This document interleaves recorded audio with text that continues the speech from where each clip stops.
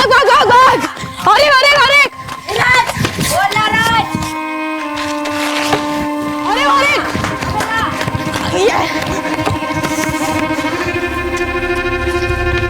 भाग भाग भाग भाग भाग भाग भाग अरे अरे अरे अरे अरे भाग भाग भाग भाग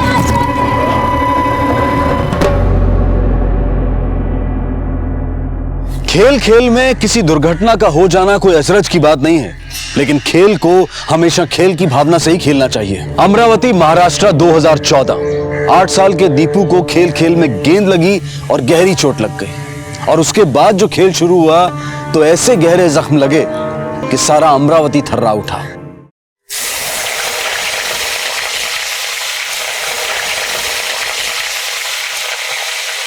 अभी अवी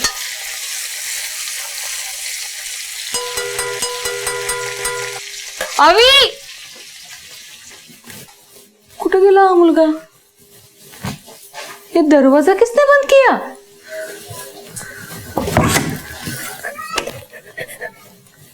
अवी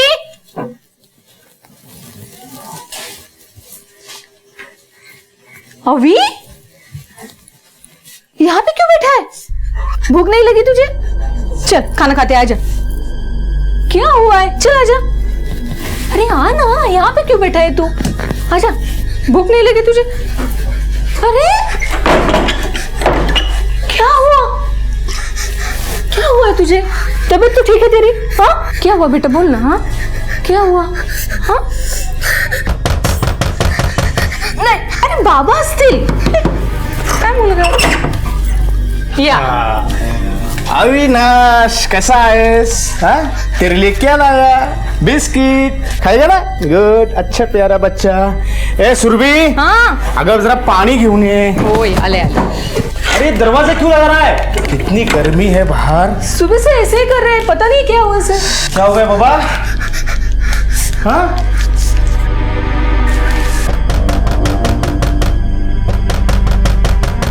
अरे आई काय? दरवाजा नहीं उघडायचं? काय चाललंय याचं? पीछे हट, पीछे हट। चल बच्चे को लेकर अस्पताल जा। यहाँ राडा गणेश तेरा बच्चा ठीक नहीं होने का। जा भाऊ। चलो चलो याद रख, मेरे बच्चे की जिंदगी बर्बाद की है तूने। हिसाब बराबर करूंगा मैं। ठीक है ठीक है।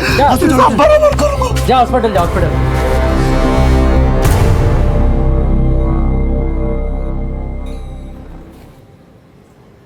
सुरभि, मैं फैक्ट्री जा रहा हूँ। सामान लिया अपने सब? हाँ। इसका ख्याल रखना।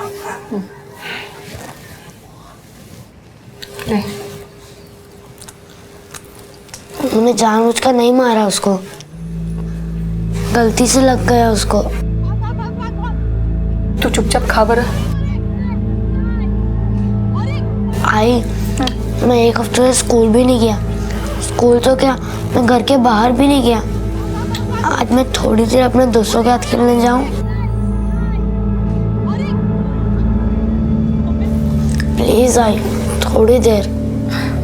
ठीक है जा, लेकिन दूर मत जाना, घर के बाहर ही खेलना। हाँ और जल्दी आना।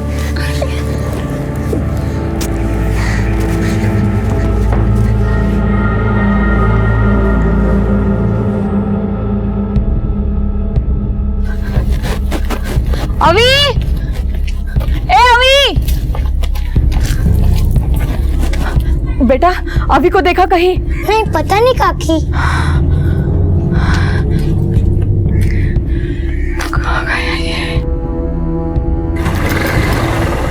सुरभि, ओ सुरभि, सुरभि,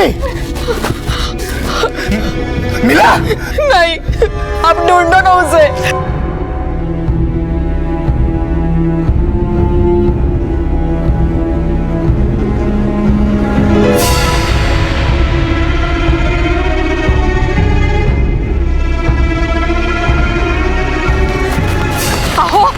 मिला क्या? हाँ आओ, बोला ना। नहीं। क्या करेंगे? वो धमकी देके गया था। ये सब बराबर करेगा, कहीं उसने कुछ कर तो नहीं दिया? हाँ?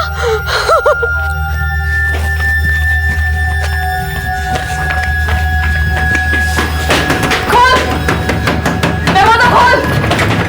अभी किधर है मेरा? क्या है? अभी किधर है मेरा? अरे रुक, नहीं है इधर बेटा तेरा। अरे तेरा मर्द किधर है? मरद किधर है मतलब? कहाँ पे गया है? तेरा आदमी धमकी देके गया था ना, मेरे बेटे को छुपा के रखे तूने अंदर। दिखा मुझे। अरे यहाँ नहीं है तेरा बेटा, नहीं है तेरा बेटा, बोला ना एक बार। देख, जो भी हुआ मैं माफी मांगती हूँ। जा यहाँ से, मेरे पास तेरा बच्चा नहीं है, समझी क्या? देख, मुझे मेरा बेटा सीधी तरह से दे दे। देख, मुझे रुक यहाँ पे। बड़ी आई, खोल, खोलो। एक आंकड़े के अनुसार भारत में हर साल लगभग 44,000 बच्चे लापता हो जाते हैं।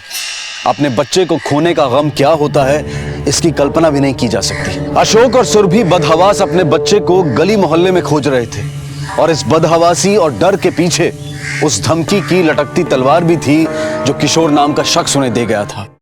घर के सामने खेल रहा था साहब।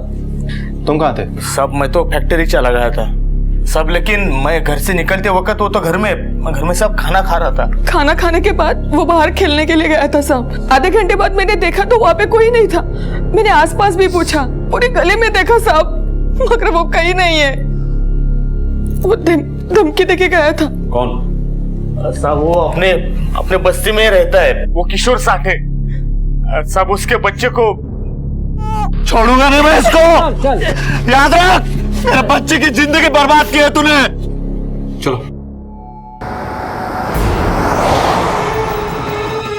मरद कहाँ तेरा? साहब फैक्ट्री गए। घर कब आता है? देरी से आता है, एक्स्ट्रा शिफ्ट है ना उसका। साहब इसका बेटे ने मेरे बेटे का आँख फोड़ दिया, ऊपर से यहाँ पे आके राड़ा करती है। मेरा राड़ा करती है? मेरे अभी को अंदर छुपा के रखे तूने, मुझे मालूम है। हाँ साहब, हाँ। एक मिनट, सबसे पहले राड़ा तेरे मर्द ने किया, इनके घर जाकर धमकी तेरा मर्द दे के आया। अब इनका बच्चा खो गया है तो शक किसमें करूं? साहब हम घर में आदमी है, किसी का बच्चे को लेके क्या करेगा? मोबाइल है उसके पास? हाँ साहब। नंबर बोलो। 98। The number you have called is currently not reachable. Sir ये तो नॉट रीचेबल। फैक्ट्री जाकर पता करो।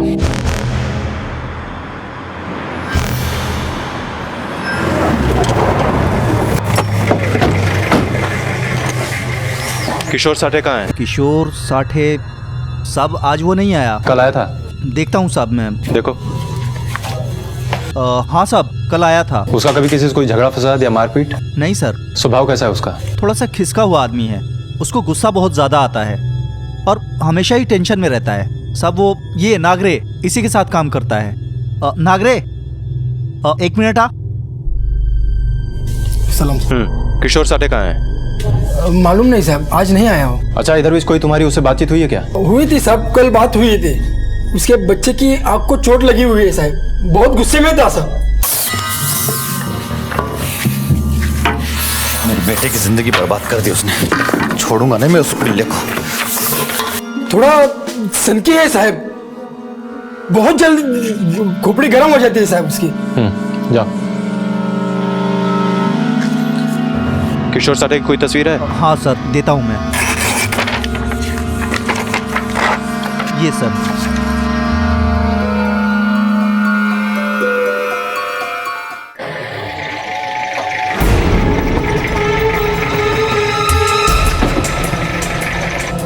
सर किशोर आज फैक्ट्री नहीं गया है, कहाँ गया है किसी को कुछ पता नहीं। मतलब उसकी बीवी ने झूठ बोला? हाँ सर, मेरी बात फैक्ट्री वर्कर से भी हुई है। वो कह रहा था कि किशोर ने बच्चे को लेकर कुछ परेशान सा चल रहा था और कोई हिसाब बराबर करने की बात कर रहा था। और सर मैं ये सोच रहा था कि अगर इस केस में किशोर का कोई हाथ नहीं है तो कहीं ये मामला फिरौती का तो नहीं? नहीं आपने, ये मामला फिरौती का नहीं है, क्योंकि फिरौती देने की औकात इस परिवार की नहीं है। इधर पुलिस आई थी, मैं निकल रही है। चल होकर।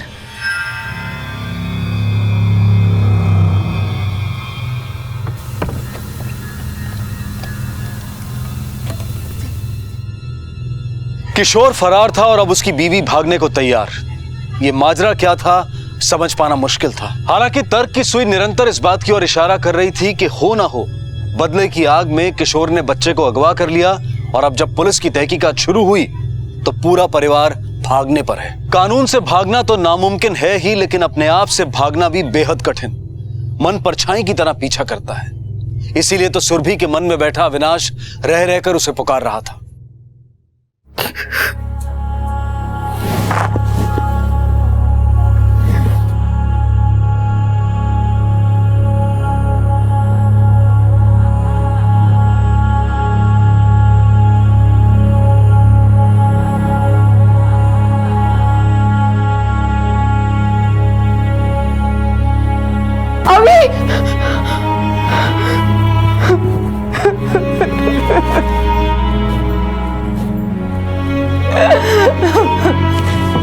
ए सुरभि, सुरभि सुन ना, सुरभि अपना अविनाश है ना सुबह तक आ जाएगा।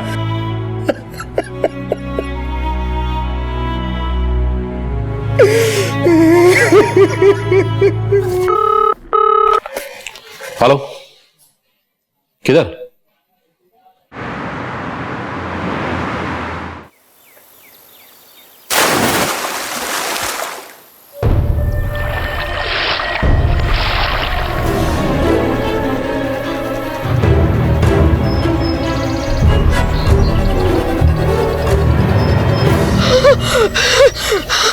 अभी नहीं है।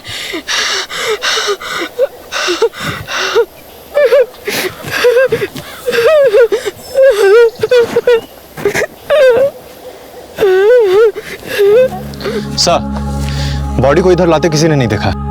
शायद हो सकता है ये कांड रात में हुआ हो, और कुछ लोगों का ये भी कहना है कि शायद ये जानवरों का हमला है। नहीं आपटे, ये काम जानवरों का नहीं है, क्योंकि बॉडी टुकड़ों में नहीं मिली है, बॉडी में से आंख भी निकाल ली गई है। इस किशोर साठे को पकड़ने के लिए जोर लगाना पड़ेगा।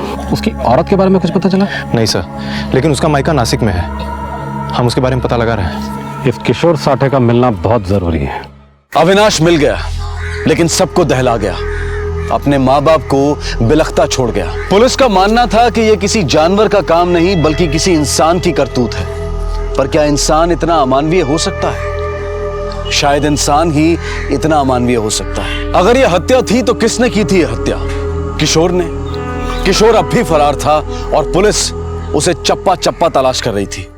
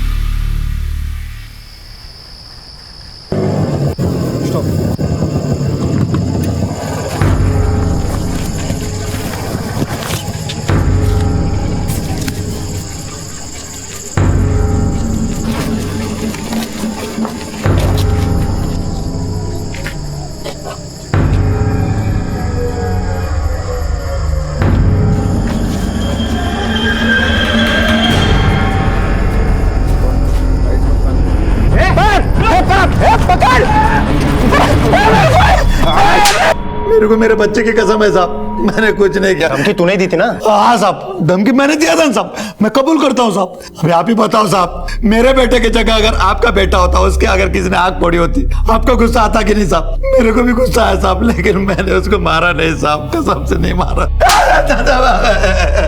फिर तू भागा क्यों? हाँ? तू भागा तो भागा, तेरी घरवाली भी भाग गई।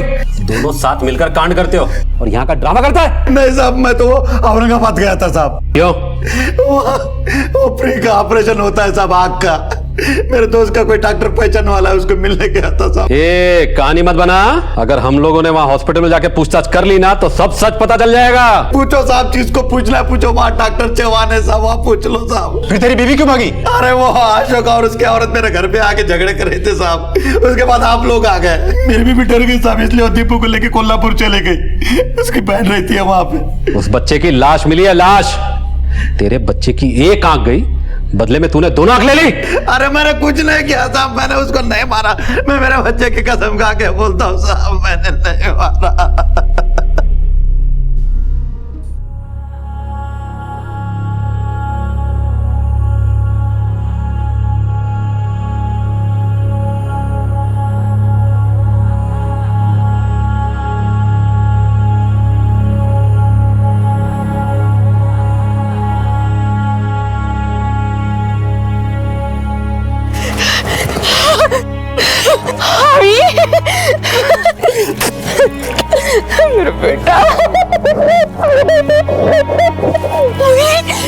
काकी में नितिन।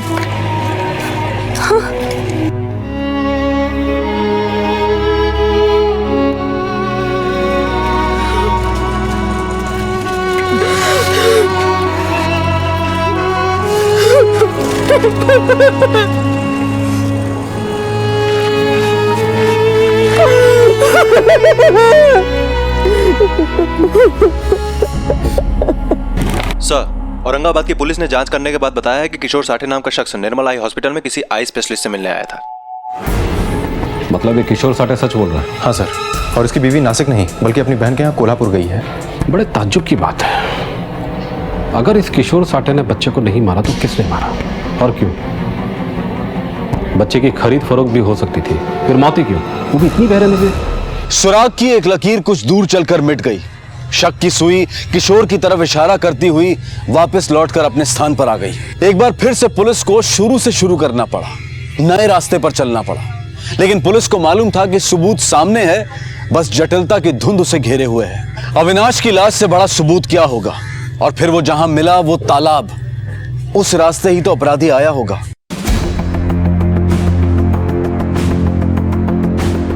आपने उस बच्चे ने लाश को यहीं से देखा था ना? हाँ सर, यहीं से देखा था। ये जमीन देख रहे हो?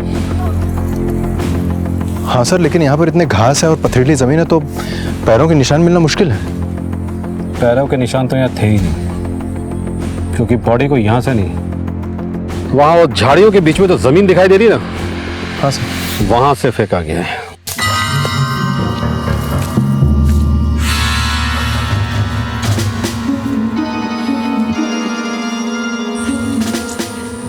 ये जमीन देख रहे हो?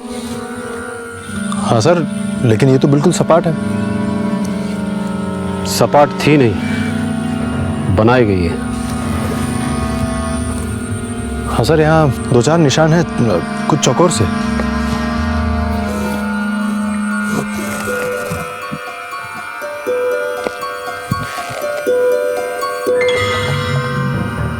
ये क्या है सर? रेक्सिन का टुकड़ा। सर, ये तो सीट्स या सोफा में लगाए जाते हैं।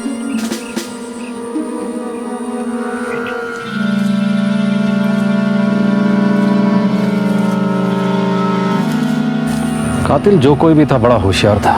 लाश को यहाँ फेंकने की पूरी तैयारी करके आया था। वो सपाट पतरे से चल के आया, लाश को लेकर लाश को फेंका और फिर उल्टे पांव उसी पतरे के ऊपर चलकर निकलकर वो गया, वो भी बिना पांव के निशान छोड़े। समझ लो उसके पास एक सपाट सा पटरा था और वो पटरा इसी ब्लू रेक्सिन से ढका हुआ था। पोस्टमार्टम की रिपोर्ट के मुताबिक बच्चे पर हमला किसी जानवर ने नहीं किया, बल्कि उससे भी कहीं ज्यादा खतरनाक किसी जीव ने। मतलब? इंसान।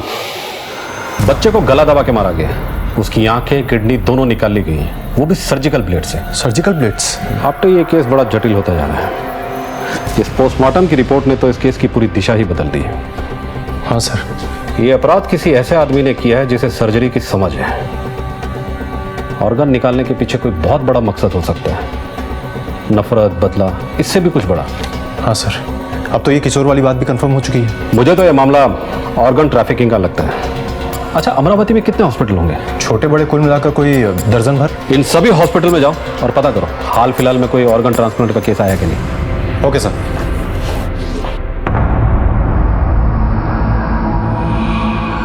एक केस आया तो था, पर वो आंखों की पुतलियों का, बट उस केस में पेशेंट की माँ ही डोनर थी। अनफॉर्चुनेटली 2 रोज पहले उनकी डेथ हो गई। आप चाहें तो हॉस्पिटल के रिकॉर्ड्स को चेक कर सकते हैं। आपने ऑर्गन ट्रांसप्लांट हुआ हो या ना हुआ हो, लेकिन बच्चे की सर्जरी जरूर हुई है, वो भी सर्जिकल ब्लेड से। सर, मैं कुछ समझा नहीं। इस इलाके में जितने भी केमिस्ट हैं, सबसे पता करो कि हाल ही में किस केमिस्ट से वो 3 सर्जिकल ब्लेड खरीदे गए, ऑर्गन कहीं भी ले गए हो। लेकिन उस मासूम शरीर के साथ तो बेरहमी यही हुई है, इसी अमरावती में। एक बार गांव में दोबारा जाकर देखते हैं, शायद कोई सुराग हाथ लग जाए।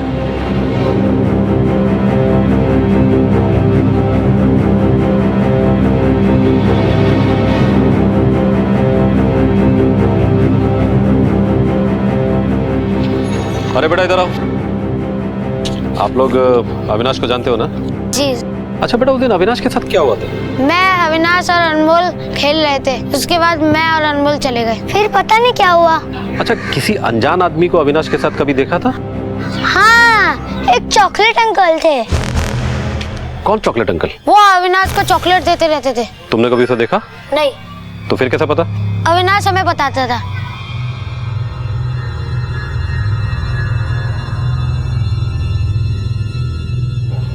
आप लोग किसी चॉकलेट अंकल को जानते हैं?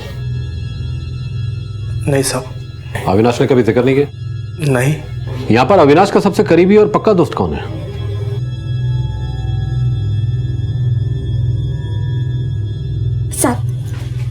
साहब हम गरीब लोग हैं, हमको छोड़ दो साहब। ये मेरा बेटा, उसकी आँख फूट गई साहब। बेटा, ये अविनाश तुम्हारा बहुत अच्छा दोस्त था ना? हो साहब, उसने मुझे जान के नहीं मारा था, वो तो मेरा सबसे अच्छा दोस्त था। उसने किसी चॉकलेट अंकल के बारे में तुम्हें बताया? हाँ, उसने बताया कि वो चॉकलेट अंकल उसे रोज चॉकलेट देते थे। दीपू। हाँ अविनाश, ये देख चॉकलेट। वाह, चॉकलेट किसने दी है? अरे वो चॉकलेट अंकल है ना, उन्होंने दी, ले तू भी खा। और अपने ऑटो में घुमाने भी ले जाते थे। ऑटो में? तुमने कभी उसे देखा? नहीं, वो यहाँ पे साइकिल पंचर वाले के वहाँ उसे छोड़ देते थे। वो उधर रोकता था ऑटो, बच्चा उतरा, ऑटो निकल गया। कभी ऑटो वाले की शक्ल देखी है? नहीं साहब, ड्राइवर तो कभी ऑटो से उतरता ही नहीं था। अच्छा, ऑटो का नंबर या कोई और खास बात याद है तुम्हें? नंबर तो नहीं साहब याद, पर ऑटो के पीछे एक गरुड़ का चित्र है। ऑटो पे गरुड़ का निशान, ये सबसे बड़ा सुराग है आपने हमारे लिए। बस जरूरत है तो उस ऑटो ड्राइवर से जुड़ी किसी जानकारी की, और अगर ये वही आदमी है जिसने कांड किया है तो बाकी सारे सबूत भी इससे जुड़ते नजर आएंगे। सर, उस सर्जिकल ब्लेड्स के बारे में बेहद जरूरी जानकारी मिली है हमें। बापट रोड पे कामन मेडिकल है, उसका केमिस्ट बोल रहा था कि उसके दुकान से ये ब्लेड्स खरीदे गए हैं, और खरीदने वाले की एक खास बात भी उसने बताई। साहब, हल्की सी दाढ़ी थी उसकी, डॉक्टर का पर्चा था, माँ का ऑपरेशन होना था, 3 सर्जिकल ब्लेड लेके गया वो। डॉक्टर का नाम था उस प्रिस्क्रिप्शन पे? हाँ, डॉक्टर महात्रे। और कुछ? साहब, वो ऑटो ड्राइवर था, अपने ऑटो में आया था, बात बात में एक ही बात दोहराता, समझा कि नहीं समझा? मैंने कहा था ना आपने, एक कड़ी मिलेगी और बाकी सारी की सारी कड़ियां जुड़ती हुई नजर आएगी। उस पंचर वाले ने उस बच्चे को ऑटो से उतरते हुए देखा। केमिस्ट की दुकान में भी एक ऑटो वाला गया था, मतलब एक ऑटो है और एक ऑटो वाला है। सर, इस अमरावती शहर में कुल 3 ऑटो स्टैंड हैं। तो फिर पता लगाओ किस ऑटो में गरुड़ का निशान है, कौन केमिस्ट की दुकान में गया था और किस ऑटो वाले की उस 8 साल के बच्चे से दोस्ती थी। ये गरुड़ का निशान हमारे लिए बहुत बड़ा सबूत है। सर, हम इस आदमी को ढूंढ निकालेंगे। एक काम करते हैं, सबसे पहले कामत हॉस्पिटल चलते हैं।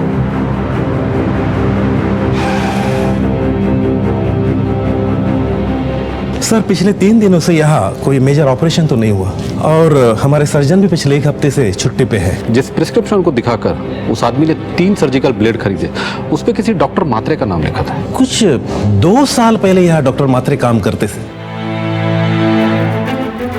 इस ऑटो वाले ने झूठी प्रिस्क्रिप्शन पे 3 ब्लेड खरीदे। इस बात से ये शक तो पक्का हो जाता है कि ये ब्लेड उसने अपनी माँ के लिए नहीं बल्कि अपराध को अंजाम देने के लिए खरीदा था। अपना आरोपी यही है आपने। एक काम करो, पूरी ताकत लगा दो और इस ऑटो रिक्शा को ढूंढो। ऑटो के साथ साथ ये गुमनाम आरोपी भी मिल जाएगा। नहीं साहब, गरुड़ वाला ऑटो तो ये स्टैंड पे तो नहीं है। क्या हुआ, कुछ हाथ लगा? हमने तीनों ऑटो स्टैंड पे देखा है, लेकिन वो गरुड़ वाला ऑटो हमें कहीं नहीं दिखाई दिया। सर, लगता है कि अपराध करके शहर से बाहर निकल गया है। ये भी तो हो सकता है उसने ऑटो कहीं छुपा दिया, ये ऑटो की काया पलट कर दिया। हमें उस ऑटो को नहीं, ऑटो ड्राइवर को ढूंढना होगा। लेकिन सर, अभी तक उसको किसी ने देखा भी नहीं। उसे देखा भी है और सुना भी है। याद है उस केमिस्ट ने क्या कहा था? बात बात में समझा के नहीं समझा बोलता है। राइट सर, बिल्कुल ये कहता था। आपने वो आदमी यही ऑटो चलाता था, और अगर वो ये शहर छोड़कर कहीं चला गया है तो कोई तो होगा जो उसे जानता होगा। अभी इस वक्त हमें उससे ज्यादा उसकी इंफॉर्मेशन चाहिए। अरे यार, आजकल किसी भी ऑटो में बैठो, ड्राइवर ऑटो कम चलाता है, उसकी जबान ज्यादा चलने लगती है। मेरा बेटा ये करता है, मेरी आई, मैं ये, मैं वो। हाथ में हैंडल, नजर सड़क पे है, लेकिन जबान बड़बड़ बड़बड़ बड़बड़ बड़ है कि नहीं बाबू? हाँ, अभी परसों ही एक मिला था बापत रोड पे। क्या आदमी था, हर बात में समझा कि नहीं, समझा कि नहीं, समझा कि नहीं। अरे मैं समझू या ना समझू, तुमसे मतलब। गांधीनगर आ गया साहब। हाँ, बस बस बस, रुको। ऑटो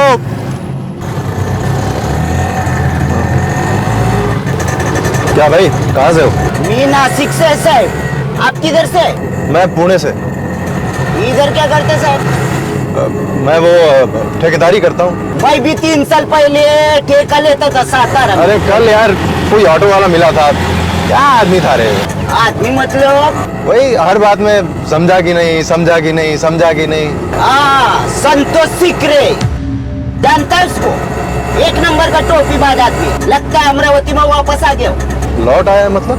हाँ साहब, 2 साल पहले।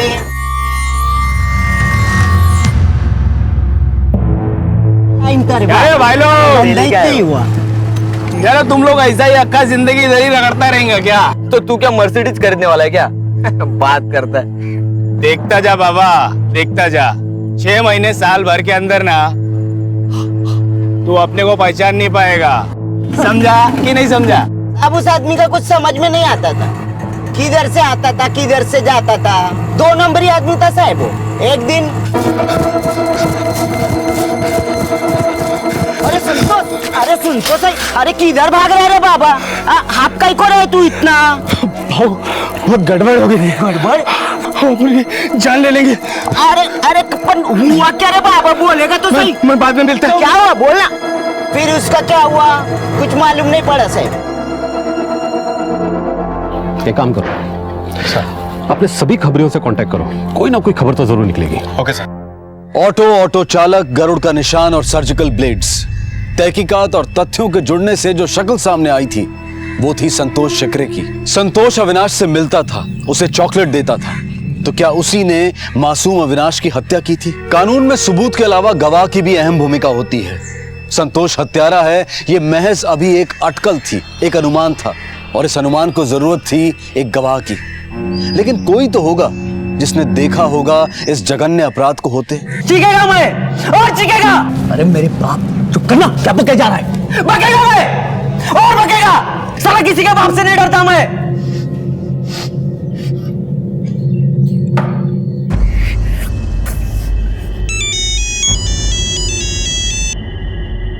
हेलो,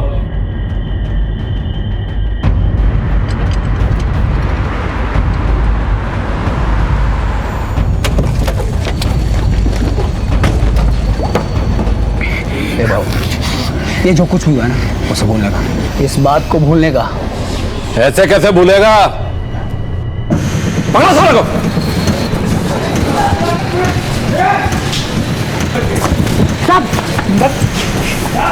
साहब मैं कुछ नहीं जानता साहब, मैंने कुछ नहीं किया। कुछ नहीं किया साले? मैं कुछ नहीं किया साहब।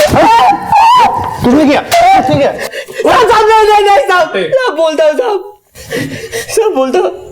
ये सब संतोष ने किया साहब। कौन संतोष? वो भी रिक्शा ड्राइवर है साहब। 2 साल पहले इधर ही रिक्शा चलाता था साहब। क्या है ये रे? शक्ति है, पाताल शक्ति, तंत्र साधना। मैं बाबा बन गया हूं। अभी तुम लोग को कोई भी दिक्कत हो तो मैं सेट करेगा। समझा कि नहीं समझा? मेरे बेटे को भी नौकरी नहीं है, घर पर ही बैठा है, उसके लिए कुछ करना। 10,000 रुपए लगेगा। 10,000 देगा।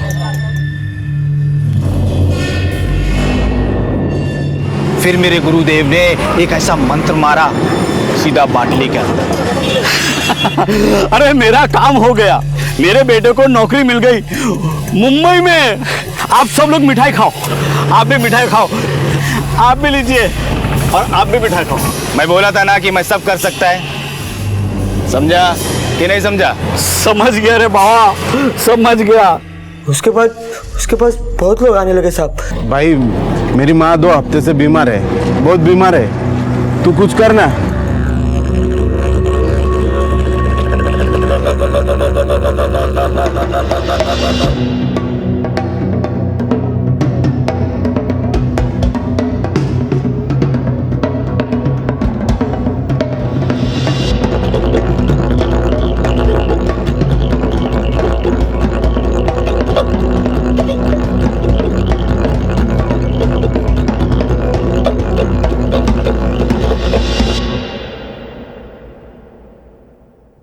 आई आई आई यार क्या किया तूने आई को?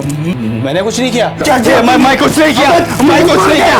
छोड़ मेरे को, छोड़ मेरे को, छोड़ भाई। रुक साले। सब उसके बाद संतोष शहर से फरार हो गया साहब। किधर गया कुछ मालूम नहीं। अब उसके बाद 2 साल के बाद लौटा तो क्या रे भाऊ, किधर था इतने साल? साधना, तपस्या। मेरे को एक महागुरु मिला है। पिशाच पिशाच पिशाच बोले तो भूत। एक वेताल को वश में भी किया है मैं, पर एक दिक्कत है। वो क्या भाऊ? महागुरु बोला मेरे को बलि देने को। तो इधर बकरा मिलता ना, लेके आओ क्या? बकरा वकरा नहीं चलता इसमें। फिर इसमें 8 साल का मुर्गा चाहिए, सुंदर, बोले तो बच्चा। इंसानों का बच्चा? अब इंसान के बच्चे की बात कर रहा हूं मैं। उसका बलि देंगे तो मेरे को गड़ा हुआ धन दिखेगा, खजाना मिलेगा। खजाना? अरे भाऊ, अपने को शामिल करना है इसके धन में। भाऊ करना, भाऊ भाऊ प्लीज भाऊ शामिल करना है यार। हाँ तो ठीक है ना, 8 साल के बच्चे का इंतजाम करो, वो भी सुंदर। समझा कि नहीं समझा? साहब उसके बाद हम तीनों बच्चे ढूंढने में लग गए।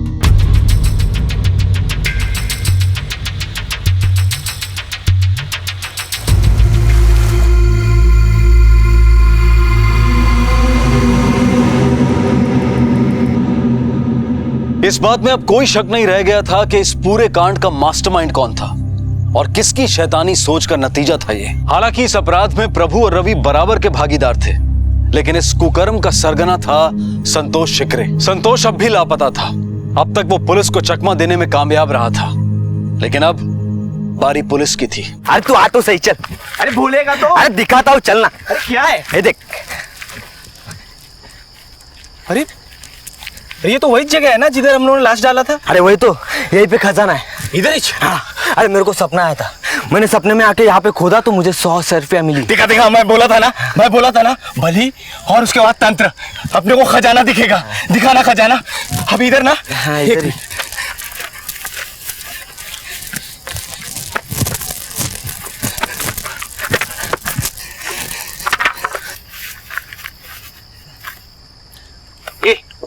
ये समझा क्या मेरे को? हाँ? अबे मजाक कर रहा है मेरे साथ? मजाक तो बेटा थाने चलकर होगा। चल। क्या रे, कहाँ है तेरा महागुरु? साहब मेरा कोई महागुरु नहीं है। एक बार मैंने देखा। भाऊ ये रात भर क्या करते रहते हैं? अबे तुझे नहीं पता क्या, ये लोग रात भर तपस्या करते हैं। बहुत शक्ति होती है इन लोगों में। ये मरे हुए इंसान का मांस खाते हैं, तभी ना शक्तियां प्राप्त होती हैं। ये सच है क्या? हाँ! हम कहते हैं भाग यहां से, भाग। हम अघोरी हैं, पैसे के लिए ये सब नहीं करते। दुनिया से विरक्त हम यहाँ सत्य की खोज में आए हैं। बाबा 2-4 ट्रिक मुझे भी सिखा दो ना। अपन जिंदगी भर तुम्हारी सेवा करेगा, आपके चरणों में रहेगा बाबा। उसके बाद मैंने सोचा कि मैं खुद शुरू करेगा। साहब मैं 4थी पास से, सिर्फ 4थी पास। मेरे को कुछ आता जाता नहीं है। ये तो पैसा मिला, उसके बाद खूब पैसा मिलने लगा। पर 1-2 पार्टी बिगड़ गया। एक ही वो मां मर गई थी ना, तो मेरे को भागना पड़ा अमरावती छोड़ के। और फिर लौटते ही तूने उस बच्चे की बलि दे दी। सब किसी ने बताया था कि अघोरी के पास बहुत शक्ति होती है, वो लोग लाश खाते हैं। मैंने सोचा कि मैं भी लाश खाएगा तो मेरे पास भी शक्ति आ जाएगी। समझा कि नहीं समझा?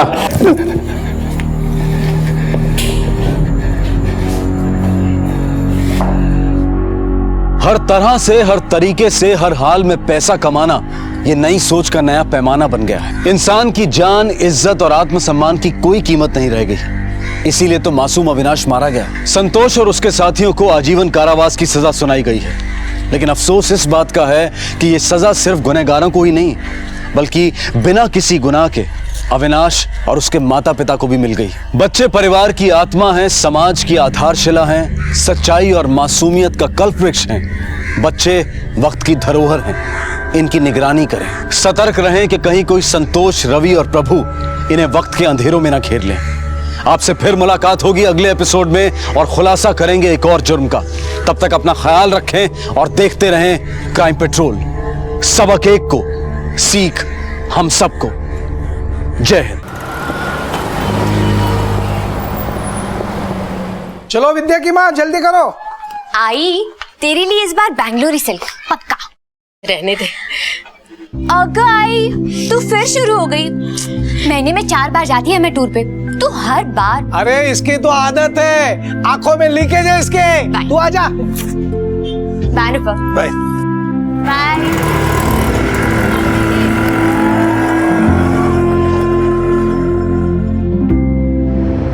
मौत जिंदगी का एक अनिवार्य सत्य है, लेकिन अननेचुरल डेथ, अकाल मृत्यु जिंदगी के मकसद को ही झुठला देती है। परिवार और समाज को दुख, दर्द और खौफ की ऐसी खाई में ले जाती है जहां से निकलने में उन्हें कई बार बरसों लग जाते हैं। मुंबई में बसे मीरा रोड में जुलाई 2014 से घटनाओं का एक ऐसा सिलसिला चल पड़ा जहां जिंदगी ताश के पत्तों का घर बनकर रह गई और कौड़ियों कौड़ियों बिखर गई।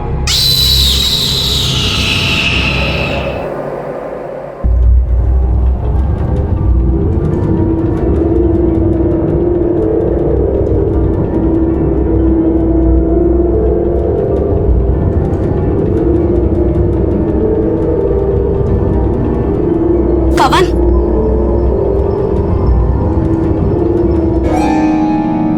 पवन मेरी बात सुन। आज वापस लड़के आए ना, तेरी बात का जवाब दे। कितनी चोट कैसे लगी? तो जवाब देगा कि नहीं मेरी बात का? पवन, मैं तुझसे कुछ पूछ रही हूँ। अरे करम चले, मुझे जीने देगा कि नहीं चैन से? कभी मारपीट, कभी पत्तेबाजी, इसके अलावा कुछ आता है कि नहीं? मैं अकेली औरत 4 घर में झाड़ू कटका करके 2 पैसे कमाती है। और तू नालायक। दुख रहा है। वो मैंने कुछ नहीं किया। मेवा ने मेरे साथ गोची किया और मेवा ने मुझे थप्पड़ भी मारा। तू ना अपनी बकवास बंद कर, समझा ना? मैं सब जानती है कि तू क्या करता है। देवा, मुझे थोड़े पैसे दिए होते तो मैं तुझे अच्छे स्कूल में डालती और इस मवाली बस्ती से कहीं दूर लेकर जाती। दुख रहा है माँ, दुख रहा है। माँ तू फिक्र मत कर, मैं बड़ा होके बहुत सारा पैसा कमाऊंगा। हमारे पास बड़ा घर होगा, बड़ी गाड़ी होगी, बहुत सारे पैसे होंगे। तू फिक्र मत कर। एक तो अपनी बकवास बंद कर, समझा ना? दुख रहा है। ले पैसे दे मेरे से। मैं बोला तुमको देता हूँ करके पैसे दूंगा। अरे जब मिलता बोला अभी दूंगा। कब देगा बे तू? दो दिन का टाइम देना मेरे को, मैं देता हूँ पैसे। अबे टाइम ही तो नहीं अपने पास, समझा? अब देख तेरा टाइम खत्म हो गया क्या? समझा? ले डाले। निकलते यार, कोई देख लेगा। चल। अबे पवन देख, पवन ने देख लिया यार। पकड़ उसको, पकड़ उसको।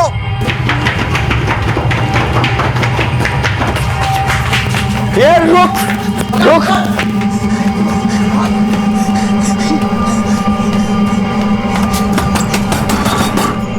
क्या रे, कौन है? हाय पवन, क्या हुआ? हाँ, क्या सवाल क्यों है?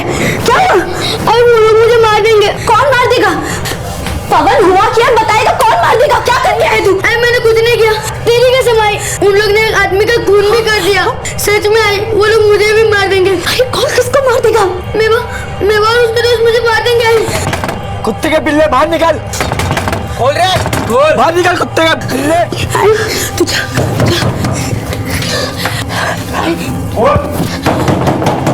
कौन है?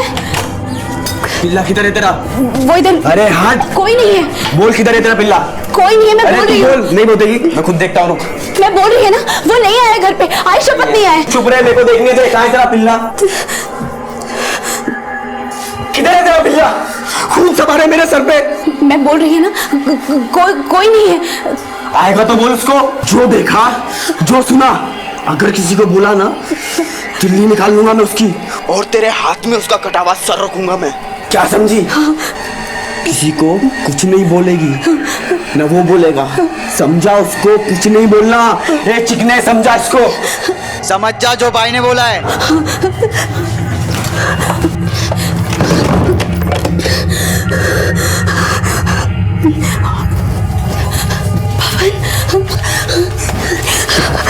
आई वो लोग मुझे मार देंगे। आई मैं तुझे कुछ नहीं होने दूंगी, मैं तुझे कुछ नहीं होने दूंगी। आई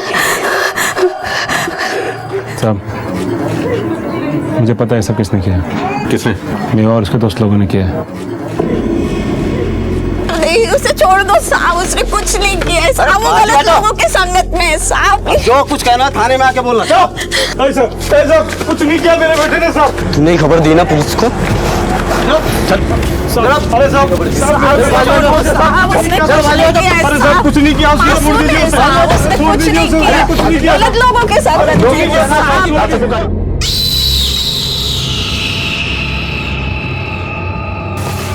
चला गया पवन। पवन भाव भाव पवन को देखा क्या? पवन ए टिंको, पवन को देखा क्या रे? मेरे को नहीं पता। पवन भाव भाव भाव पवन को देखा क्या भाव?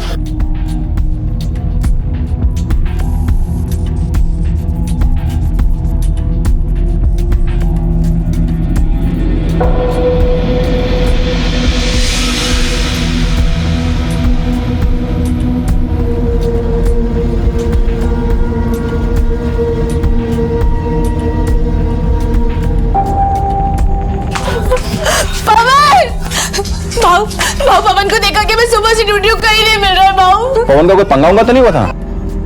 जो देखा जो सुना, अगर किसी को बोला ना दिल्ली निकाल लूंगा मैं उसकी, और तेरे हाथ में उसका कटा हुआ सर रखूंगा मैं। एक काम कर, मैं तो कहती जाके पुलिस में खबर कर दे। तो तुम्हारे बेटे ने मेवा और उसके साथियों को चाकू चलाते हुए देखा था? हो साहब। फिर? साहब मेवा घर पे आके धमकी दिया कि अगर पवन ने किसी को भी कुछ भी कहा तो उसकी तिल्ली निकालेगा, उसकी मुंडी काट कर मेरे। पर साहब पवन ने किसी को भी कुछ भी नहीं बताया साहब। ये मेवा और उसके साथी तो लॉकअप में बंद है, उनमें से कोई नहीं कर सकता। हो सकता है काम उसके किसी जोड़ीदार ने किया हो। हम पूछताछ करते हैं। बच्चे की कोई तस्वीर, कोई फोटो वगैरह? फोटो तो नहीं है, पर बहुत छोटा है साहब, इतना बड़ा साहब। हल्के गुलाबी रंग की टी शर्ट पहनी थी। बहुत बोलता है साहब, पर बहुत भोला है, एकदम ही बेवकूफ है साहब। वो एक बार मुझे मिल जाएगा ना साहब, उसे किधर नहीं जाने देगी साहब, मैं किधर नहीं जाने देगी। उनसे बच्चे की डिटेल्स लेके आसपास के सभी थानों में पहुंचा था। Okay sir. साहब मेरा बेटा मिल जाएगा ना साहब? मिल जाएगा, हम कोशिश करेंगे। मीरा रोड इलाके से पवन भली भांति परिचित था। अपने आप में वो एक तेज चतुर बच्चा था, और ऐसे में उसका इस तरह से अचानक लापता हो जाना किसी भयानक अनहोनी की तरफ ही इशारा कर रहा था। हमारे देश में लापता बच्चे आमतौर पर यौन शोषण, गुलामी और भीख का शिकार हो जाते हैं, और कई बार तो ऐसा हश्र होता है कि इंसानी रूह कांप जाए।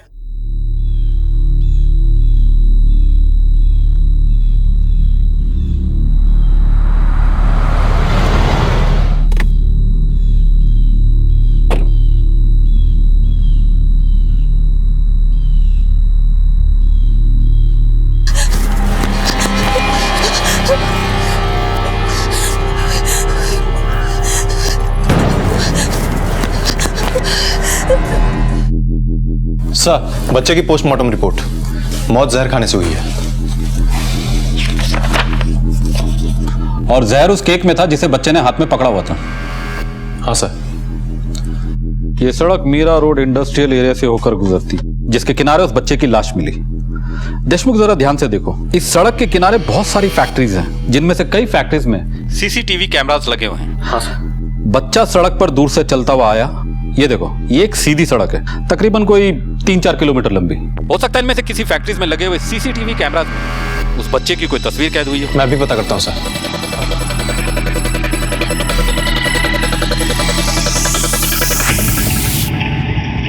सर, आपका अनुमान बिल्कुल सही था। बच्चा मीरा रोड इंडस्ट्रियल एरिया वाले ही रोड पे किसी एक पॉइंट से चला था, और सर उसी रोड पे करीब 2 किलोमीटर पहले एक फैक्ट्री है, और ये फुटेज उसी फैक्ट्री के बाहर लगे कैमरे की है। ये तो वही बच्चा है। हाँ सर, ये फुटेज लाश मिलने के करीब 40 मिनट पहले की है। और सर ये देखिए, ये टैक्सी का नंबर भी साफ दिख रहा है। Good work Deshmukh. इस औरत की तस्वीर आसपास के सभी थानों में सर्कुलेट करवा, और इस टैक्सी को ढूंढो। इसका नंबर MS04BSK8335। ये नंबर काफी क्लियर है। सर टैक्सी के नंबर को लेकर हमारी 2 टीमें ऑलरेडी निकली हुई हैं। बाकी इस औरत को तो मैं खोज निकालूंगा। चढ़िए चढ़िए चढ़िए।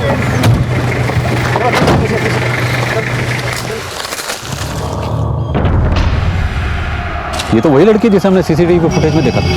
हाँ सर। इसे भी शायद गला दबा के मारा गया है। इसके पास कोई सामान वगैरह मिला, पर्स या बैग? नहीं साहब, कुछ भी नहीं मिला। बच्चे की लाश फैक्ट्री से 4 किलोमीटर आगे और लड़की की लाश यहाँ। बच्चे को जहर देके मारा गया और लड़की को शायद गला दबा के। सर कुछ उलझा हुआ सा मामला लगता है। बॉडी का पोस्टमार्टम के लिए भेजो। Okay sir.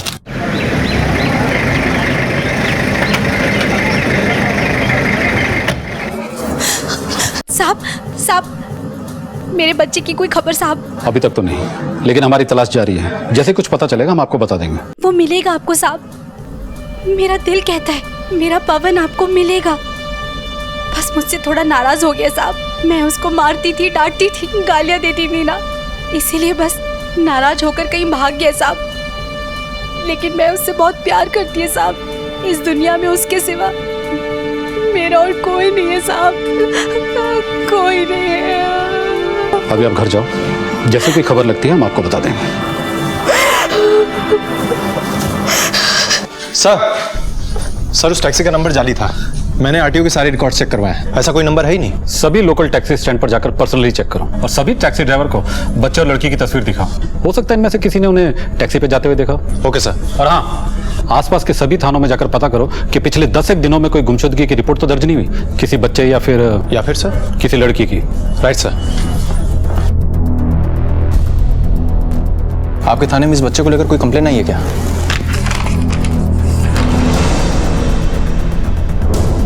नहीं।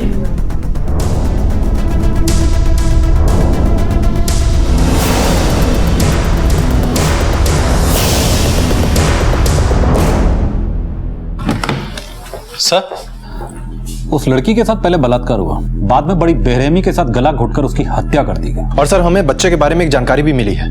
बच्चा वसई रोड के एक फुटपाथ पे रहता था। और उसके कपड़े तो सर उसने अच्छे पहन रखे थे, लेकिन वो कचरे उठाने का काम करता था। बड़ी अजीब पहेली है देशमुख। एक लड़की और एक बच्चा जिसे जहर देकर मारा गया है, और फिर उस लड़की की लाश जिसे गला घोटकर मारा गया है। एक पैटर्न सा बनता जा रहा है, लेकिन कुछ अधूरा, कुछ कड़ियां मिसिंग है इसमें।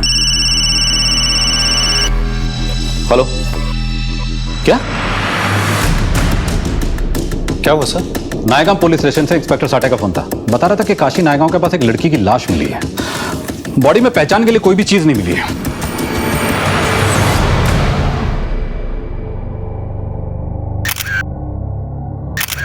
के साथ जबरदस्ती भी की गई है।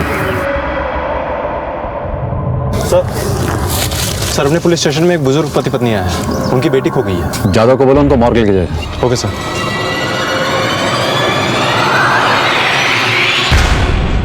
ये क्या हो रहा था मुंबई शहर में? एक के बाद एक पुलिस को एक लड़की जिसका बलात्कार किया जाता और कुछ ही दूरी पर एक बच्चे की लाश मिल रही थी। ये एक पैटर्न बन गया था, लेकिन कौन कर रहा था ये सब और क्यों?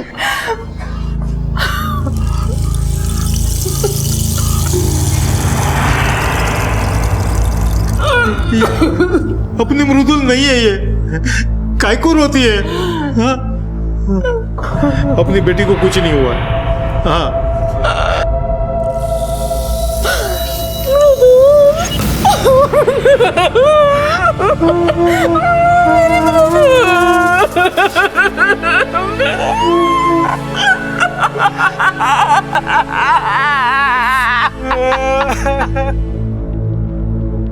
सॉफ्टवेयर इंजीनियर थी मेरी बेटी साहब। वो ऑफिस कैसे जाती थी? अपार्टमेंट के गेट से ऑटो लेती थी। चौकीदार ने भी उसे देखा। साहब वो रोज सुबह गेट से ऑटो पकड़ती थी, लेकिन उस दिन टैक्सी से गई। ये बात मैंने उसके माँ बाप को भी बताई। टैक्सी से? हाँ साहब, उस दिन गेट पे एक बच्चा। वो क्यों रहे हो आप?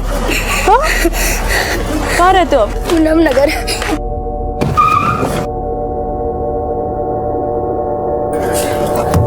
ड्राइवर से क्या बात हुई इस लड़की की? साहब वो लोग बहुत दूर खड़े थे तो सुन नहीं पाया। गाड़ी का नंबर याद है? जाओ। टैक्सी, बच्चा और लड़की, पिछले केस में भी ये हुआ था ना? हाँ सर, लेकिन वहाँ तो बच्चे की भी। सर, सृष्टि कॉम्प्लेक्स के पास एक लाश मिली है, कोई बच्चा है करीब 7-8 साल का। अभी जो चौकीदार गया उसको गाड़ी में बिठाओ। Yes sir. चलो।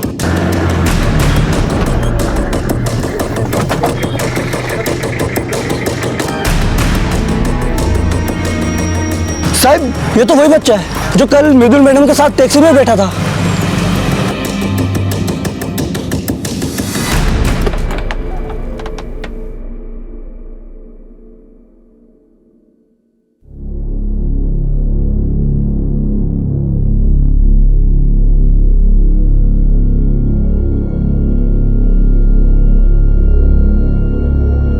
ये मेरा बेटा नहीं है साहब, मैंने आपको कहा था ना, मेरा बेटा जिंदा है साहब। ऐसे रोज रोज लाश दिखाकर मुझे मत मारो साहब। ऐसे मासूम बच्चों की लाश देखकर मैं मर जाऊंगी साहब, मैं मर जाऊंगी। किरण के बेटे पवन का कुछ पता नहीं चल रहा था, कहीं वो भी इस सुनियोजित खौफनाक सिलसिले का शिकार तो नहीं हो गया था। फिलहाल पुलिस इस उलझी हुई गुत्थी से एक स्पष्ट सुराग ढूंढने की कोशिश कर रही थी। देशमुख इस शहर में लगातार एक ही जैसी वारदात हो गया, हर बार एक ही पैटर्न, एक जवान लड़की, एक बच्चा और टैक्सी। पहले लड़की का रेप किया जाता है, फिर उसकी हत्या कर दी जाती है और बच्चे को कुछ खिलाकर बाद में मार दिया जाता है। लगता है कोई बड़ी तैयारी के साथ ये सब कर रहा है। इस अपराधी का मकसद हवस हो सकता है या फिर शायद कुछ और ही। फिलहाल तो हमें इसे रोकना होगा। लेकिन कैसे? सिर्फ एक ही तरीका है।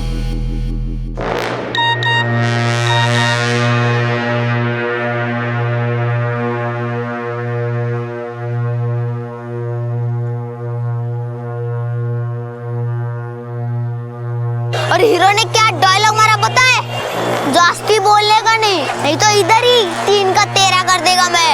मस्त ना? हीरो। आई आई आई आई आई। क्या हुआ बेटा, तुम रो क्यों रहे हो? मैं घूम गया हूँ। तुम्हारी आई कहाँ है? अच्छा, तुम्हें तुम्हारा घर तो पता होगा ना? हाँ, मंदिर के पास। मैं तुम्हें तुम्हारे घर तक छोड़कर आऊंगी। हाँ, चलो। क्या नाम है तुम्हारा? दीपू। ये बताओ, तुम गुम कैसे हो गए? अरे मैडम, आजकल के माँ बाप ना अपने बच्चों पर ध्यान ही नहीं देते।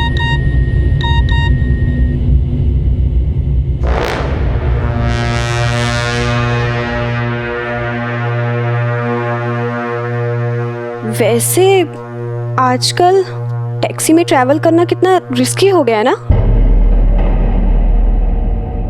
वो कैसे मैडम? हाँ, अभी मुंबई पुलिस का मैसेज आया है सबको कि सचेत रहे, अगर रास्ते में कोई लापता बच्चा मिले तो पुलिस को इन्फॉर्म करे।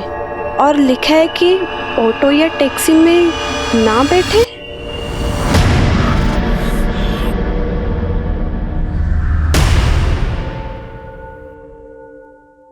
अरे बेटा, यही मंदिर है ना, देख जरा। हाँ हाँ हाँ, वही मेरा घर है। रुको रुको। अरे बेटा सुन।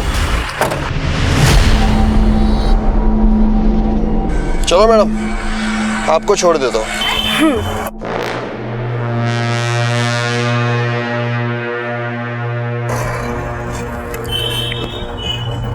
हेलो।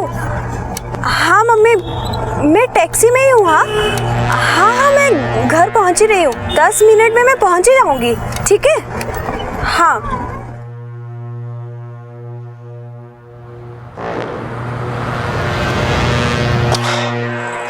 क्या हुआ? मैडम, वो है ना, गैस खत्म हो गया। एक काम करो ना, आप दूसरी टैक्सी पकड़ो ना।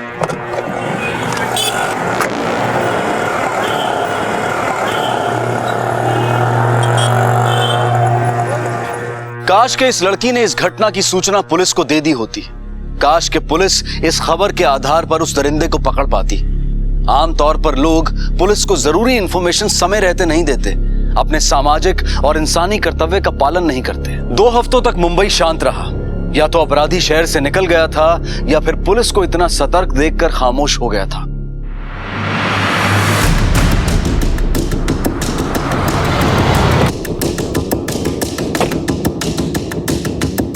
सर बदबू पे बहुत दिनों से आ रही थी, मुझे लगा कोई जानवर मरा हो, लेकिन सर मैं ऊपर जब जाके देखा तो लाश काफी सड़ चुकी है। हाँ सर, इधर कोई आता जाता नहीं है तो किसी ने लाश देखी नहीं होगी। लगता है इसको भी गला घोट के मारा गया है। बॉडी को तुरंत पोस्टमार्टम के लिए भेजो। सर लड़के की हत्या करीब 1 महीने पहले हो चुकी है, गला घोट के, और उससे पहले उसके साथ बलात्कार हुआ है। और सर पिछले 2 वारदातों की डीएनए रिपोर्ट्स भी आ चुकी हैं। डीएनए रिपोर्ट्स के मुताबिक ये तीनों हत्याएं आपस में जुड़ी हुई हैं और इन तीनों लड़कियों के साथ रेप किसी एक ही आदमी ने किया है। रिपोर्ट में और कुछ? हाँ सर, अभी जो बॉडी मिली है फॉरेंसिक वालों ने बताया कि उसके हाथ में एक नंबर भी लिखा हुआ था, मोबाइल नंबर किसी उत्तम चंद का है। सर मुझे यहाँ क्यों बुलाया? मैंने क्या किया है? घोड़बंदर के सुनसान खंडर में एक लड़की की लाश मिली और लाश की हथेली पे तुम्हारा मोबाइल नंबर मिला है। मुझे कुछ नहीं मालूम सर, मेरा तो प्रिंटिंग प्रेस है, दर्जनों कस्टमर है, हमेशा किसी न किसी का फोन आते रहता है। फोन में चेहरा थोड़ी दिखता है सर। ज्यादा होशियार मत बन, अभी अपने तरीके से पूछूंगा ना सब साफ साफ दिखने लगेगा। देशमुख एक काम करो, इसको लेकर इसके सभी क्लाइंट्स के पास जाओ और पता करो कि महीने भर से कोई लड़की लापता हुई है क्या। Okay sir.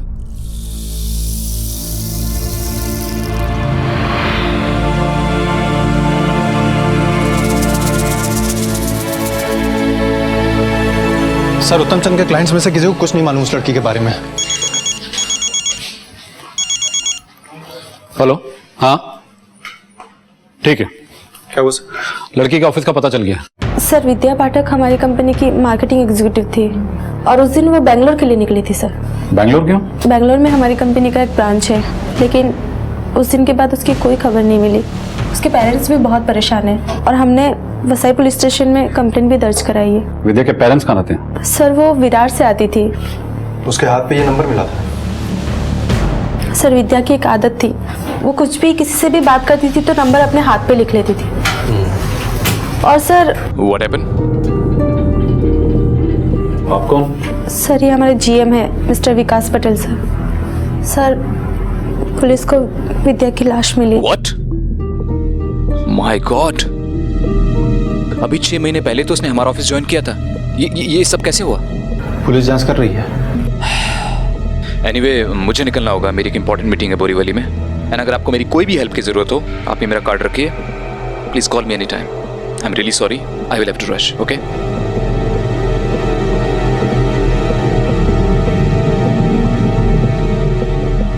क्या आप बता सकते हैं विद्या के पेरेंट्स कहाँ रहते हैं? जी। हमें जब भी बच्चे की लाश मिली है उसके बाद हर बार एक लड़की की लाश मिली है, लेकिन इस बार लाश मिलने के बाद ऐसा कुछ भी नहीं हुआ। लेकिन सर अभी तक हमें पवन के बारे में कुछ पता नहीं चला है। हमें जल्दी इस पवन के बारे में पता करना होगा, कहीं वो भी इस घटनाक्रम का शिकार तो नहीं होगी। सब 1 महीने से ढूंढ रहे थे, 1 महीने से। आखिरी बार आप लोग उससे कब मिले थे? उसी रोज जब वो बैंगलोर जा रही थी। उसके साथ उसका मंगेतर भी था साहब। कौन मंगेतर? अनुपम पाटिल साहब। बहुत अच्छा लड़का है साहब, इंश्योरेंस एजेंट है। 1 महीने पहले ही दोनों की सगाई हुई थी साहब। दोनों बहुत खुश थे, दिसंबर में शादी तय हुई थी साहब। अपना बाय अनुपम। Bye bye. आपको पक्का यकीन है कि वो ऑटो से ही गई थी, टैक्सी तो नहीं थी ना? अरे नहीं साहब, मैं ऑटो लेके आया था। ये अनुपम पाटिल कहाँ रहते हैं? सर महीने भर से ढूंढ रहा हूँ उसको, कहाँ नहीं ढूंढा। यहाँ लोकल थाने के चक्कर काट के पागल हो गया। वसई विरार मीरा रोड मुंबई सेंट्रल तक गया। कब से जानते हो उसको? सर हम लोग एक साथ कॉलेज में थे, 5 साल हो गए। विद्या से किसी की कोई रंजिश, कोई झगड़ा? नहीं सर, उसका किसी के साथ झगड़ा हो ही नहीं सकता। अगर कोई ऊंची आवाज में भी बात करे ना तो भी डर जाती। कोई उसको बुरा भी बोल दे तो भी कुछ नहीं बोलते। मुझे यहाँ पे क्यों बुलाया सर? ताकि आप वो बातें बता सके जो उधर ऑफिस में बोल नहीं पा रही थी। एक्चुअली विद्या और बॉस के बीच में कुछ प्रॉब्लम चल रहा था। कैसी प्रॉब्लम? विद्या जिस दिन बेंगलोर के लिए निकल रही थी उस दिन बॉस उसे अपने कैबिन में बहुत डांट रहे थे। बॉस के साथ उसका रिलेशन? विद्या मार्केटिंग में थी और हमारी कंपनी का सारा काम मार्केटिंग से ही होता है, तो बॉस के साथ उसका उठना बैठना लगा रहता था। ये विकास के साथ भी? वैसे तो ठीक है, लेकिन थोड़ा सीक्रेटिव है। बाकी वो अपने बारे में किसी को ज्यादा कुछ नहीं बताता। अब बताएगा।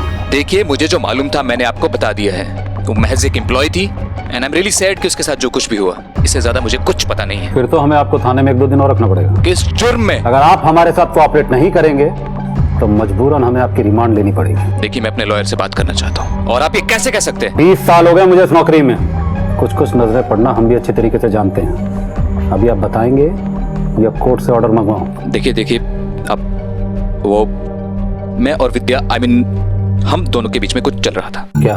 हम एक दूसरे से प्यार करते थे। उसकी शादी तय हो चुकी थी और हम उसके मंगेतर से मिलके आए हैं। हाँ, मैं जानता हूँ कि उसका मंगेतर था, लेकिन वो उस रिश्ते से खुश नहीं थी। वो एक साधारण सा इंश्योरेंस एजेंट था और वो काफी एम्बिशियस थी। वो जिंदगी में आगे जाना चाहती थी, स्मार्ट थी, और मुझे अच्छी लगी। उसका इस्तेमाल किया और बाद में फेंक दिया। देखिए, हम दोनों शादी करने वाले थे जिस दिन वो बेंगलोर जा रही थी। मुझे कुछ और टाइम चाहिए, मम्मी पापा को भी बताना। और फिर पिछले 3 महीने से तुम मुझसे टाइम मांग रही हो। इनफ इज इनफ यार। विद्या, मैं तुमसे बहुत प्यार करता हूँ, और कितने दिन तुमसे दूर। सर, आप ही बताइए, जिस लड़की से मैं इतना प्यार करता था, जिससे मैं शादी करने वाला था, मैं उसे क्यों मारूंगा? क्यों? देखिए, आप अभी जा सकते हैं, लेकिन बिना हमारी परमिशन के आप मुंबई से बाहर नहीं जा सकते। इस आदमी का बैकग्राउंड चेक करवाओ, मुझे इस आदमी पर शक है। कोई खबर नहीं तेरे बेटे की, मिलती खबर भिजवा देंगे। अब तुम जाओ।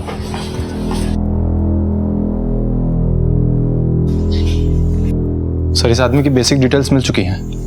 ये आदमी शादीशुदा है। इतना परेशान क्यों हो तू? घर पे बीवी से झगड़ा करके आया क्या?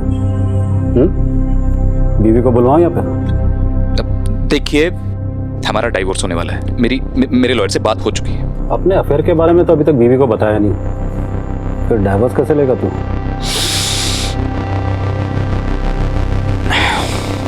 बताया था।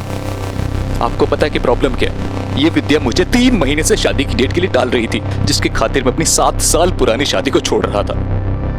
लेकिन बेंगलोर जाने से पहले मुझे उसने बोला था, मुझे बस बैंगलोर से लौटने दो, फिर पक्का शादी कर लेंगे। मैंने अनुपम को भी बता दिया, बस तुम थोड़ा सा शांत हो जाओ प्लीज। विकास के आंसू सच्चे हैं या झूठे, विकास की बातें मनगढ़ंत हैं या हकीकत का बयां, ये पुलिस की जांच पड़ताल उजागर कर देगी। लेकिन इतना तय था कि विद्या की मौत का मकसद इंसानी रिश्तों के दरमियान ही था। प्यार जैसी खूबसूरत भावना मौत की बदसूरत शक्ल अख्तियार कर सकती है, इसकी मिसालें अपराध के इतिहास में भरी हुई हैं। अगर पुलिस का शक विकास पर है तो सवाल यह उठता है कि रिश्तों का वो कौन सा दंश था जिसने विकास को विद्या की हत्या के लिए उकसाया, या फिर सच कहीं और कुछ और ही है। सर, विकास पटेल ये आदमी ठीक तो नहीं है, लेकिन ये कांड इसने नहीं किया। ये देखो डीएनए रिपोर्ट। तुमने विकास पटेल की एक बात पे गौर किया? कौन सी बात सर? उसने हमें बताया था कि विद्या ने बैंगलोर जाते समय उससे कहा था कि लौटती वो उससे शादी करेगी। मुझे बस बैंगलोर से लौटने दो, फिर पक्का शादी कर लेंगे। और उसने ये बात किसी और से भी कह दी थी। हाँ सर, वैसे भी विद्या के बैंगलोर से लौटने के बाद विकास से शादी करना, अगर किसी को सबसे ज्यादा अखरता तो वो यही शख्स है। और सर, वैसे भी अमीर विकास के सामने इसकी हैसियत ही क्या है। चलो चलकर इससे पूछताछ करते हैं।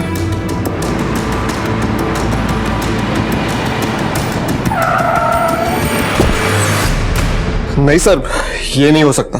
विद्या और उसका बॉस, नहीं सर, ये सब झूठ है। ऐसी कोई बात नहीं है, विद्या ने मुझे नहीं बताई। लेकिन विकास का तो कहना है कि इस रिश्ते को लेकर विद्या की तुमसे बात हुई थी। सर, ये विकास, ये जो कोई भी है ना, ये झूठ बोल रहा है। मेरी विद्या मुझे धोखा नहीं दे सकती। साहब, मैं तो पहले ही इसको बोला था, ये लड़की तेज है, तेरे हाथ से निकल जाएगी। ये ठहरा साहब मामूली इंश्योरेंस एजेंट, 15,000 रुपए से ज्यादा कमाता नहीं है। दीवाना हुआ पड़ा था उस लड़की के पीछे। सुन ले, बॉस के साथ चक्कर चल रहा था उसका। तू चुप कर जा राकेश, सब झूठ है। तू जा यहां से। मैंने इसको समझाया था।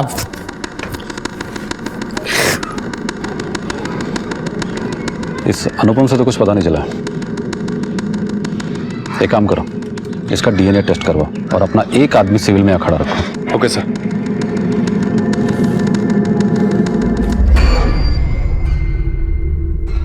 सर, ये तो टैक्सी ड्राइवर है। पकड़ के लाओ इसे। Okay sir.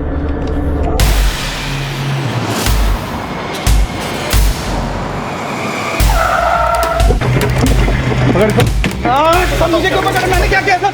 मैंने कुछ नहीं किया, क्यों पकड़ रहा मुझे? सच सच बताएगा अहमद? सर, मैं बिल्कुल सही कह रहा हूँ सर। मैं विद्या को जानता तक नहीं हूँ सर, मेरा कोई लेना देना नहीं है सर उससे। तो उधर चौल में इतना बड़बड़ क्यों कर रहा था? साहब, मैं अनुपम को भाई मानता हूँ, बस इसीलिए मैंने बोला। ये लड़का अनुपम सर उस लड़की के पीछे बिल्कुल दीवाना था, लेकिन वो लड़की बहुत तेज थी, बहुत ऊंचे ऊंचे ख्वाब देखती थी साहब वो। ये कई बार तो मेरी टैक्सी लेके गया साहब उसको घुमाने के लिए।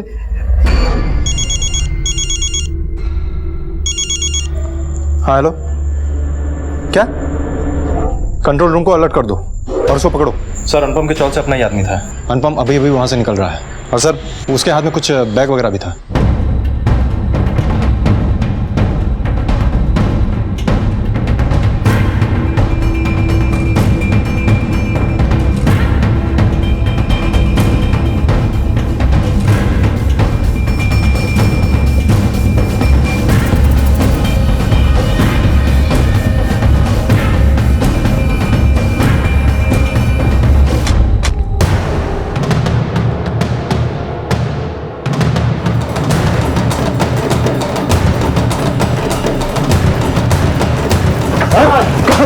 ले चलिए।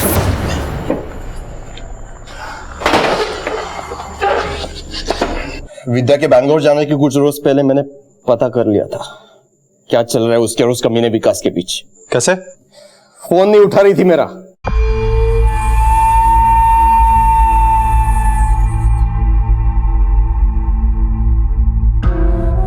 एक दिन शाम को वो और विकास गाड़ी से उतरकर सड़क के किनारे खड़े थे।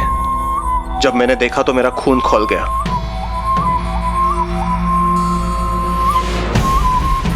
मैंने विद्या से सीधे सवाल कर लिया, क्या चल रही है?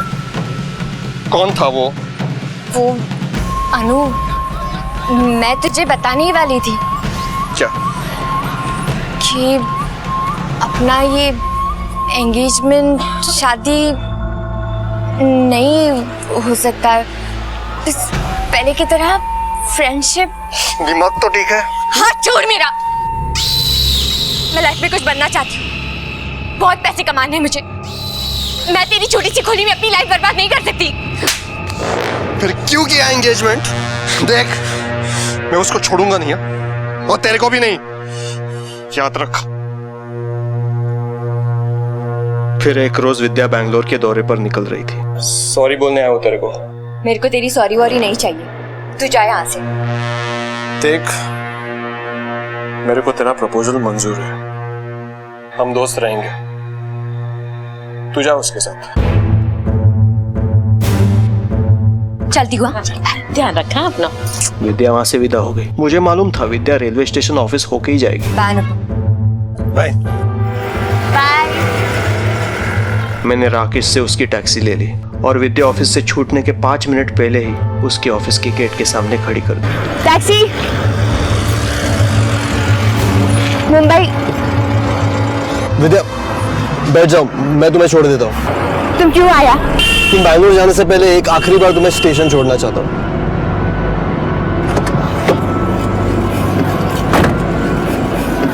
चलो। टैक्सी रेलवे स्टेशन के रास्ते चल पड़ी। फिर कुछ दूर जाके मैंने रास्ता बदल लिया। अनुपम, तुम कहाँ लेकर आए हो?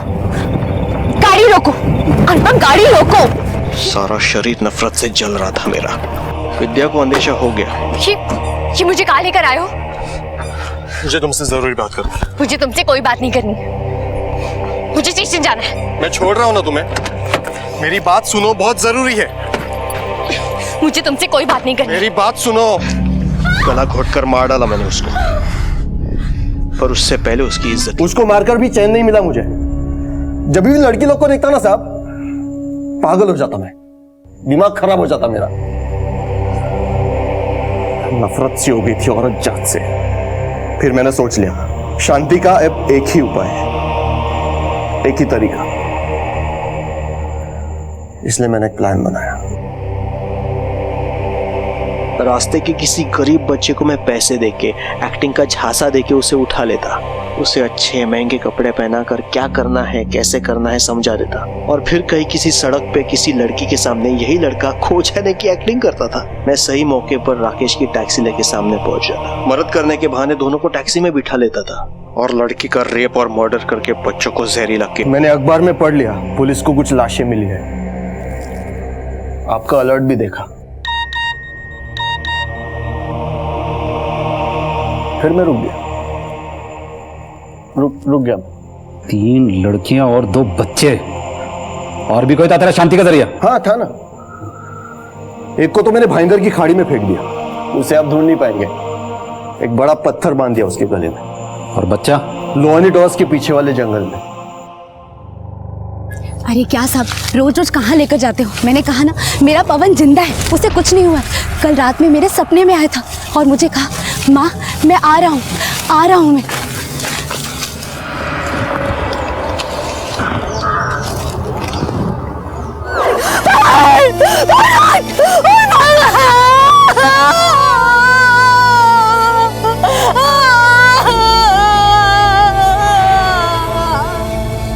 नफरत एक लाइलाज बीमारी है जो इंसान की संवेदनाओं, उसके जमीर को खोखला कर देती है। अनुपम के खिलाफ आईपीसी की अलग अलग धाराओं के तहत अपहरण, बलात्कार और हत्या के लिए मीरा रोड सत्र अदालत में केस दायर किया गया है। प्रोसिक्यूशन ने माननीय अदालत से अनुपम को मौत की सजा देने की गुहार लगाई।